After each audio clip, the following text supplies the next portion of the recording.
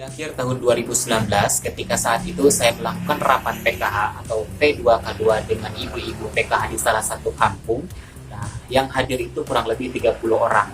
Ternyata setelah saya cek satu persatu, lebih satu, yaitu ada 31 orang. 30 orang adalah peserta PKH, yang satu saya anggap dia adalah orang tua atau anak dari peserta PKH. Kemudian setelah itu, saya lanjut mengisi materi tentang pola pengasuhan dan pendidikan terhadap anak.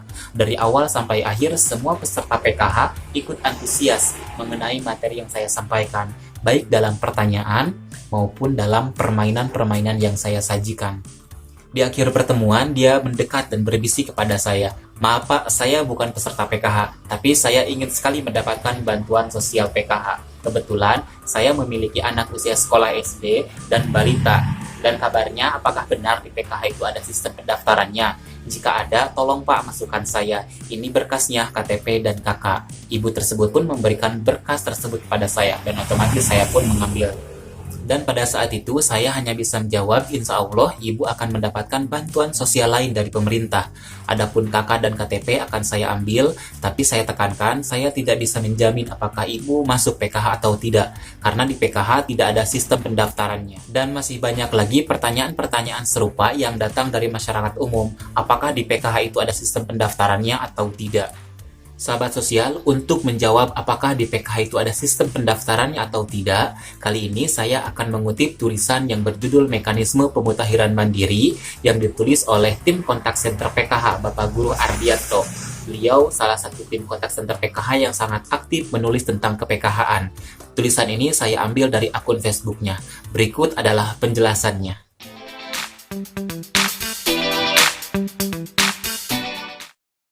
Perlu sahabat sosial ketahui, PKH ataupun bantuan sosial lainnya itu tidak pernah melakukan pendaftaran peserta bantuan sosial.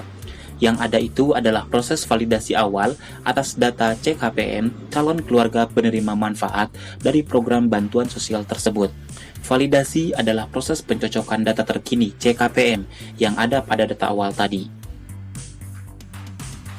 Di PKH, yang melakukan proses validasi adalah pendamping sosial PKH. Pendamping dibekali data dari Kementerian Sosial, yang mana data-data ini akan dicocokkan dengan situasi dan kondisi terkini di lapangan. Jadi, tidak ada ceritanya ada orang yang secara tiba-tiba datang dengan membawa kartu KK dan KTP untuk meminta dimasukkan sebagai peserta PKH. Jika ada masyarakat yang melakukan itu, bisa dipastikan akan ditolak oleh pendamping sosial PKH, seperti kasus yang saya alami tadi. Data yang dipegang oleh pendamping sosial PKH itu berasal dari data warga miskin yang sudah diolah oleh lembaga resmi bernama Pusdatin atau Pusat Data dan Informasi milik Kementerian Sosial Republik Indonesia, yang mana kemudian data itu dinamakan sebagai DTKS, Data Terpadu Kesejahteraan Sosial. Dalam DTKS berisi 40% data keluarga di Indonesia dengan peringkat kemiskinan yang berbeda-beda. Peringkat ini dinamakan dengan desil karena pengelompokannya dibuat per 10% dan yang menentukan keluarga tersebut masuk dalam sistem desil adalah tingkat kesejahteraan dari masing-masing keluarga tersebut.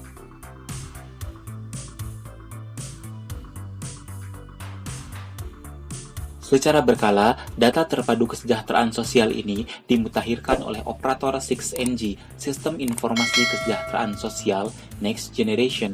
6NG adalah sebuah sistem yang dibangun oleh Kementerian Sosial untuk melakukan pemutakhiran data kesejahteraan sosial di masyarakat. Operator 6NG tingkat desa, mereka bekerja berdasarkan hasil musyawarah desa atau kelurahan. Jadi, kunci pemutakhiran DTKS ini ada di pihak desa. Jika DTKS di wilayah tersebut rajin dimutakhirkan, maka bisa dipastikan penerima bantuan sosial akan tepat sasaran. Sebaliknya, jika DTKS di wilayah tersebut tidak pernah dimutakhirkan, maka bisa dipastikan penerima bantuan sosial orangnya itu-itu saja. Pertanyaannya, apakah pemerintah desa, Bapak dan Ibu sering melakukan pemutakhiran DTKS? Jika iya, silahkan cari tahu jawabannya. Bagi warga yang merasa kehidupan ekonominya masih tergolong keluarga prasejahtera atau miskin, masyarakat bisa secara proaktif melakukan pengusulan dirinya kepada pihak desa supaya bisa dimasukkan dalam sistem DTKS. Langkah ini disebut dengan mekanisme pemutakhiran mandiri atau MPM. Usulan ini akan ditampung dan akan dimusyawarahkan dengan tokoh masyarakat dan lembaga desa. Hasilnya bisa diterima atau bisa ditolak. Hasil musyawarah desa atau kelurahan ini akan disampaikan ke dinas sosial untuk kemudian dilakukan verifikasi. Jika hasilnya layak dimasukkan dalam sistem DTKS, maka usulan tersebut diterima dan datanya akan dikirim oleh masing-masing kabupaten kota ke Kementerian Sosial Republik Indonesia.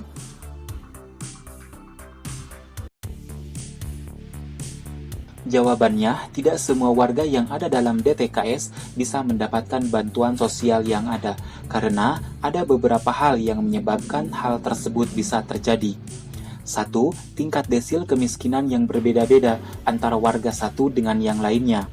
Kedua, tingkat kepadatan kemiskinan di suatu daerah berbeda-beda. Ketiga, standar kemiskinan di suatu daerah tidak sama dengan daerah yang lainnya.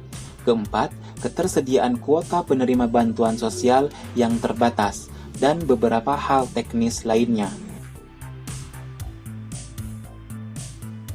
Masyarakat harus melakukan kontrol sosial terhadap program bantuan sosial yang ada di desanya atau kelurahannya.